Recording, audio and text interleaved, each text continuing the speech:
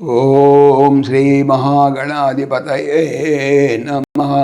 ఓం శ్రీ కృష్ణాయ నమః. ఓం శ్రీ సాయి గీతాబోధకాయ నమః. ఆత్మీయులందరికీ సాయిరామ్. ఈరోజు మనం గీత యందు సర్వభూతదయ గురించి తెలుసుకుందాం. సాయిరామ్.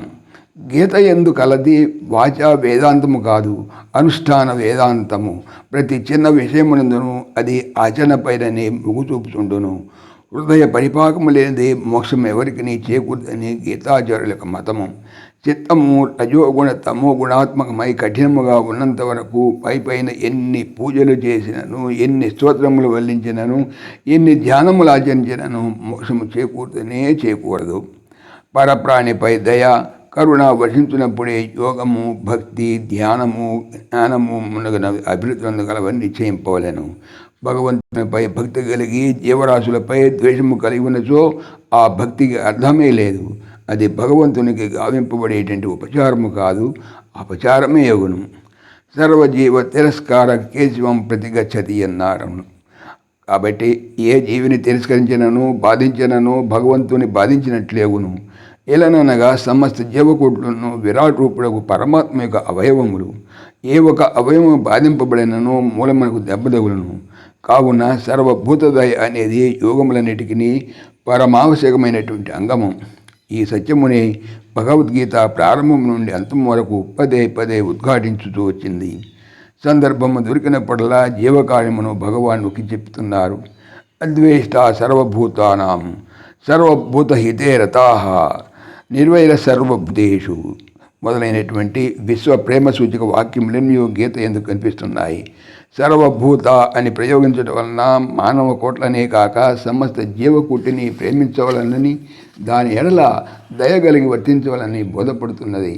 శ్రీకృష్ణ భగవానుడు భూత కోట్ల హితమును గూర్చి ఇంత అధికముగా ప్రస్తావించటం ఎందుకు చూద్దాం.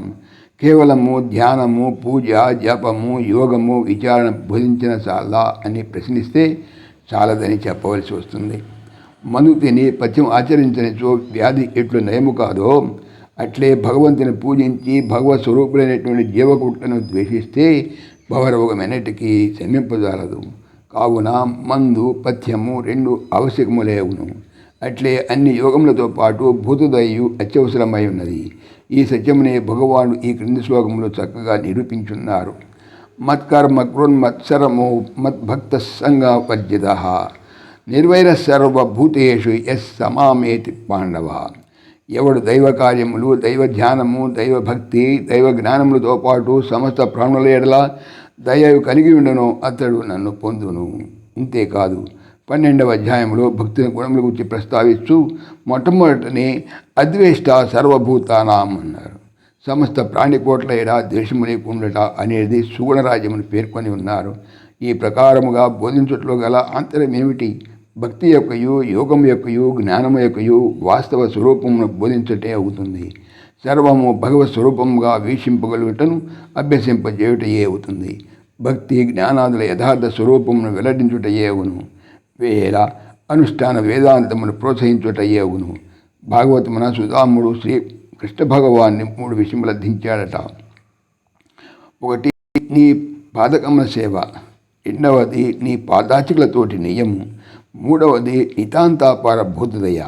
వీటిలో మూడవది అయినటువంటి భూతదయ మొదటి రెండింటికి నీ బలమును చేకూరుస్తుంది. వాని ప్రకాశమును ద్విగుణీకృతమనొస్తున్నది. కావున ముముక్షువు అయ్యేది అత్యావశ్యకమైన అంగముగా పరిగణింపబడినది. అది లేనిది భక్తి జ్ఞానాదులన్నీ కూడా నిస్తేజములై నిర్వీర్యములై ఉంటాయి. ఇది అంతా కూడా గుర్తించే శ్రీకృష్ణ భగవానుడు భూతదయ అనేటువంటి మహోత్కృష్ట గుణమునకు గీతలో సముచిత స్థానము గౌరవించారు. జై శ్రీకృష్ణ. ఓం దేవకీ నందనాయ విద్మహే వాసుదేవాయ ధీమహి తన్నః కృష్ణ ప్రచోదయాత్. ఓం సర్వం శ్రీకృష్ణార్పణమస్తు. జై శ్రీకృష్ణ. జై శ్రీకృష్ణ. ఆత్మీయులకు మనవి, శ్రీకృష్ణ పరమాత్మ ఈ ఛానల్తో పాటుగా అనంత మహిమల శ్రీ సత్యసాయి అనేటువంటి మరొక యూట్యూబ్ ఛానల్ చేయిస్తున్నారు. దీనికి సంబంధించిన లింకు డిస్క్రిప్షన్లో చూడవచ్చు. జై శ్రీకృష్ణ. జై జై శ్రీకృష్ణ.